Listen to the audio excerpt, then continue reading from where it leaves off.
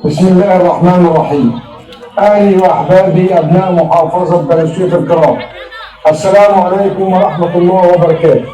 يشرفني اليوم أن أقف أمامكم لا كمرشح فقط، بل كأحد أبناء هذه المحافظة العريقة التي أنجبت العلماء والمفكرين وقدمت لمصر نماذج مضيئة ومشرفة في شتى المجالات. أنا اليوم مرشح الحزب مستقبل الوطن في انتخابات مجلس الشيوخ 2025 المقعد الثالث.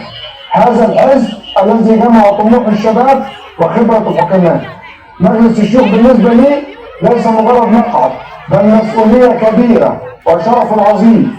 أتعهد أمامكم أن أكون صوتكم في هذا المجلس، أن أنقل همومكم وأحمل مطالبكم، وأسعى بكل طاقاتي لإيجاد حلول حقيقية للتحديات التي نواجهها جميعا. حزب مستقبل الوطن كما عاهدتني لا يعد بل يعمل، لا يرفع الشعارات بل يحقق الإنجازات. أخوكم أحمد محسن مبارك، مرشح حزب مستقبل الوطن لمجلس الشيوخ 2025 على المقعد الفردي دائرة محافظة بني سويف، رمز المسدس رقم 2.